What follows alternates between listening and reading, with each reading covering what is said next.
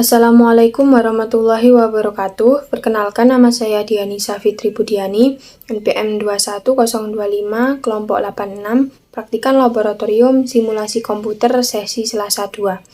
Di sini saya akan membuat sebuah pemrograman dari software Pensim, di mana studi kasusnya diambil dari Jurnal Logistik Bisnis tahun 2022 dengan judul yaitu perancangan model sistem dinamik ketersediaan beras dalam upaya mendukung ketahanan pangan di Kabupaten Bandung. Dan untuk melihat besarnya ketersediaan stok beras di daerah tersebut, perlu dilakukan perbaikan pada sistem rantai pasok beras, di mana perbaikan tersebut dimulai dengan melakukan pemetaan dari aspek produksi dan juga konsumsi. Dan di sini yaitu bertujuan untuk membuat sebuah rancangan model sistem dinamik ketersediaan beras di Kabupaten Bandung yang mampu mendukung ketahanan pangan yang berkelanjutan, dengan harapan dapat memberikan kontribusi untuk memberikan pemahaman bagi pengambil keputusan dalam meningkatkan ketahanan pangan melalui beberapa indikator. Dan di sini seperti peningkatan pada produktivitas lahan padi dan peningkatan IP. Untuk pada software Pensim nanti, saya akan membuat yaitu causal loop diagram dan stock flow diagram dan juga UI interface-nya. Untuk causal loop diagram dan stock flow diagram yang saya buat nanti akan sedikit lebih singkat. Dan di sini saya menggunakan 3 skenario dan indikator yang diubah di sini, yaitu pada produktivitas lahan padi dan IP-nya.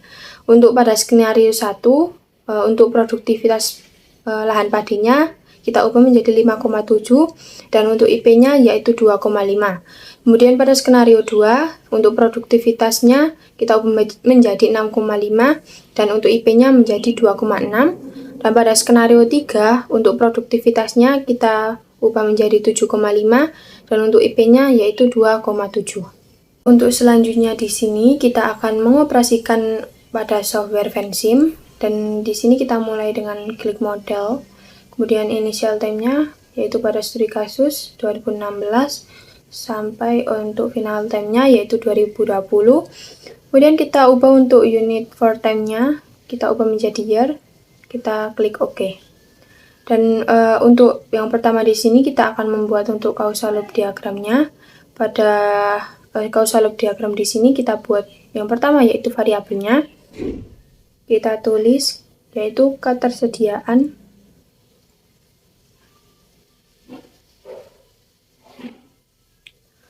untuk ketersediaan beras di sini dipengaruhi yang pertama ada konsumsi beras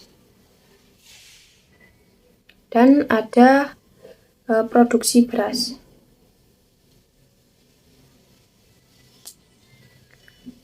Untuk variabel yang mempengaruhi konsumsi beras di sini yaitu ada distribusi dari daerah lain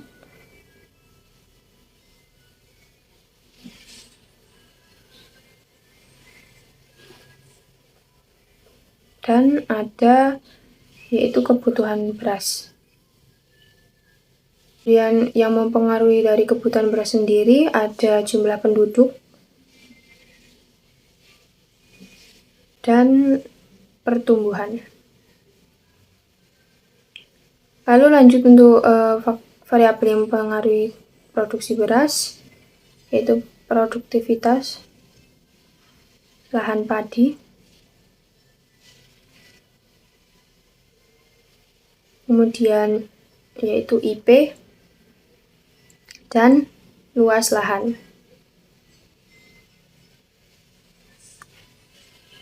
Dan di sini kita rapikan terlebih dahulu.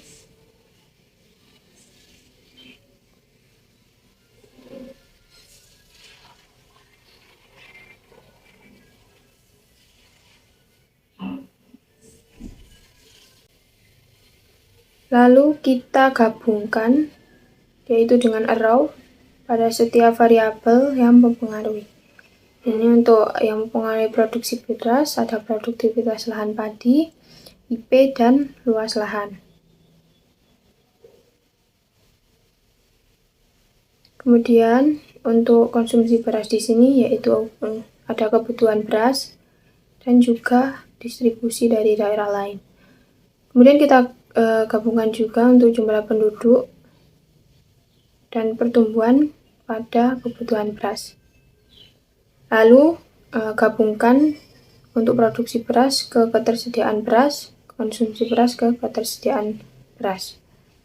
Lalu untuk selanjutnya kita akan rapikan terlebih dahulu.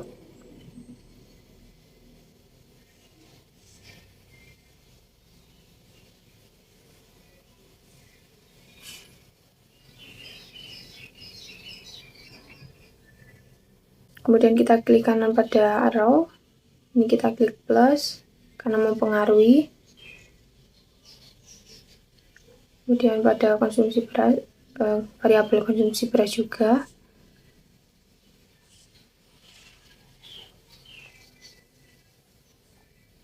Kemudian produksi beras ke ketersediaan beras plus dan konsumsi beras ke ketersediaan min karena itu akan mengurangi ketersediaan dari berasnya.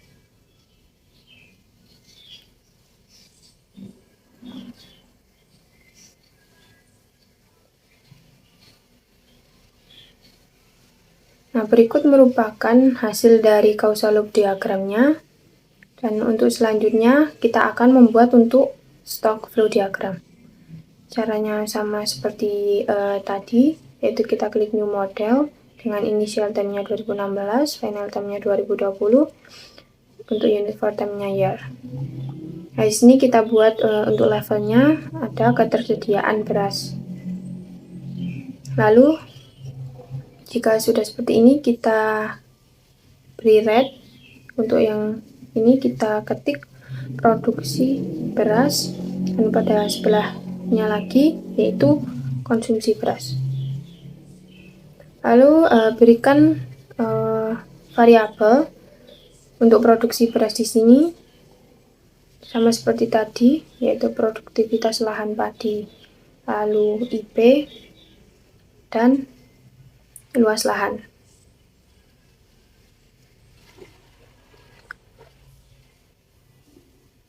Lalu untuk konsumsi beras di sini kita juga beri variabelnya yang mempengaruhi. Yang pertama ada distribusi dari daerah lain dan kebutuhan beras. Untuk kebutuhan beras di sini variabel mempengaruhi yaitu jumlah penduduk dan pertumbuhan. Kemudian kita gabungkan pada setiap variabelnya dengan menggunakan yaitu arrow ke red-nya.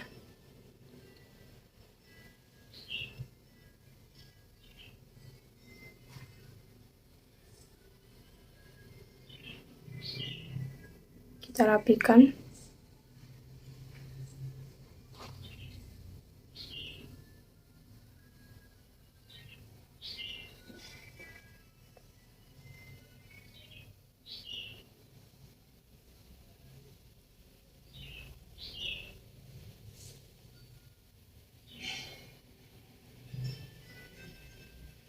Nah, jika sudah seperti ini, membuat 3 skenario. Kita klik equation terlebih dahulu. Lalu kita masukkan untuk produktivitas lahan padi, yaitu 600 dikalikan 5,7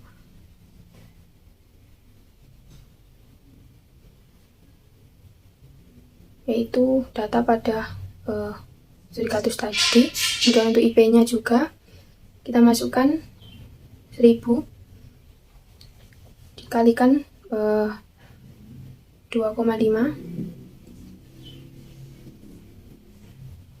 Kemudian kita klik OK. Kemudian untuk luas lahannya 800 dikali 2,5. Kemudian kita klik OK. Kita masuk pada produksi beras. Kita jumlahkan semua variabel yang mempengaruhi. Kemudian kita klik OK. Kemudian kita lanjut untuk variabel distribusi dari daerah lain, yaitu kita ubah menjadi 1000 dikali 0,5. Kemudian kita klik OK. Kemudian lanjut pada kebutuhan beras. Kita jumlahkan saja variabel yang mempengaruhinya. Lalu kita klik OK. Lanjut untuk variabel mempengaruhi kebutuhan beras untuk jumlah penduduk di sini, yaitu 400 dikali 2,2. Masuk kepada pertumbuhan, yaitu 200 dikali 2,5. Kita klik OK. Selanjutnya yaitu untuk konsumsi beras di sini juga kita jumlahkan indikator untuk variabel yang mempengaruhi. Untuk yang terakhir yaitu ketersediaan beras di sini, yaitu untuk equation-nya yaitu produksi beras dikurangi dengan konsumsi beras. Untuk initial value-nya kita beri 1000. Kita klik OK. Kemudian kita Ctrl A. Lalu kita simulate. Ini kita klik yes. Kita Ctrl A.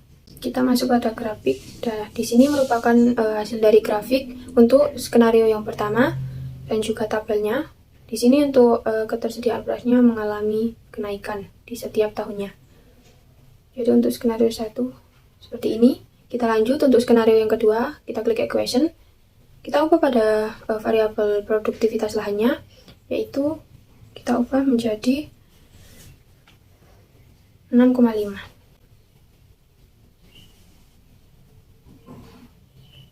Kita klik OK. Lanjut untuk IP-nya juga 2,6. Kita klik OK. Kemudian kita Ctrl A lagi, kita simulatekan. Kita klik yes. Kita Ctrl A, kita lihat untuk grafiknya. Nah, di sini adalah hasil dari grafik untuk skenario 2 dan juga tabelnya.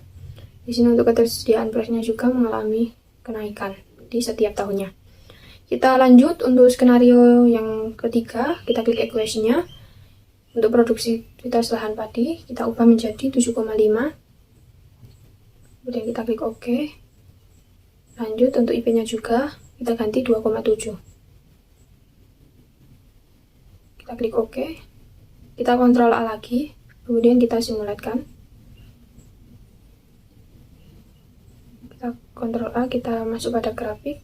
Nah, di sini juga hasil dari skenario 3 dan juga tabelnya untuk ketersediaan beras juga dapat dilihat di sini mengalami kenaikan. Dan selanjutnya kita akan membuat untuk user interface-nya. Nah, di sini kita hilangkan semua perkalian yang ada pada indikator atau variabel.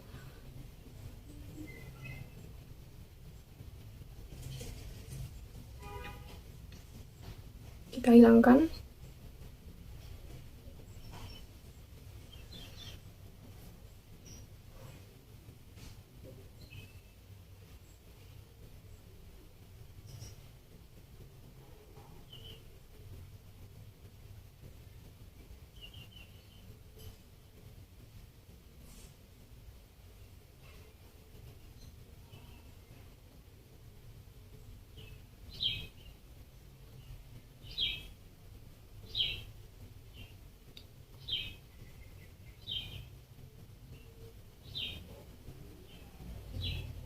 Nah, jika dirasa sudah, kita masuk pada view 2, yaitu caranya kita klik pada float atau size itu.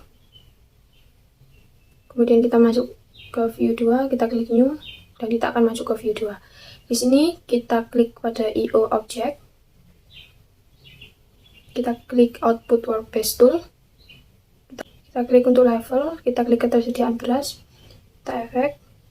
Nah, di sini untuk custom graph-nya yaitu grafik, kemudian kita klik OK. Kemudian kita masuk selanjutnya juga sama, yaitu output. Kemudian auxiliary. Kita hanya menggunakan konsumsi beras dan produksi beras. Nah, di sini juga sama, kita klik grab atau grafik, lalu masuk. Untuk ketiga itu kita klik pada produksi beras. Ini kita ganti grab, kemudian kita klik OK.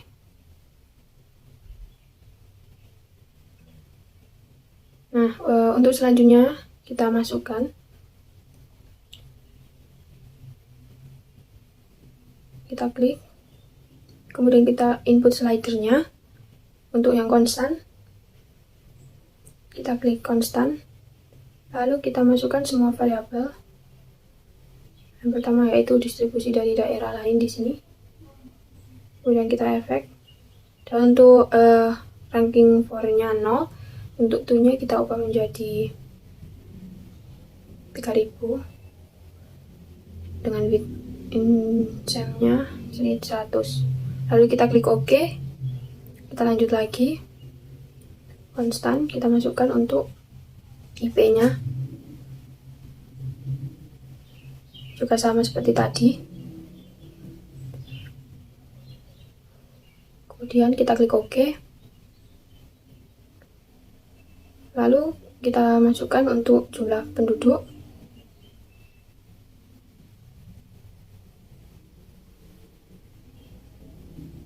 Produktivitas lahan padi, kemudian kita efek. Juga sama, di sini untuk ranking for-nya 0. To-nya 300 dengan width insem-nya 100, 3000 maksudnya. Konstan, kita masukkan untuk jumlah penduduknya.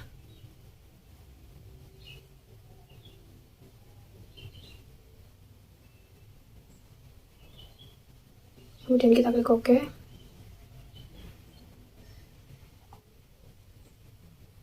Lanjut, kita klik konstan, luas lahan,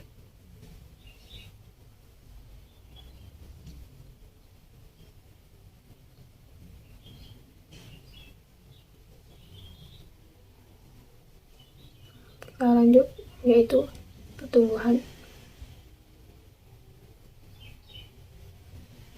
Ranking for-nya 0 dengan to-nya yaitu 3000, width insem-nya 100, kita klik OK.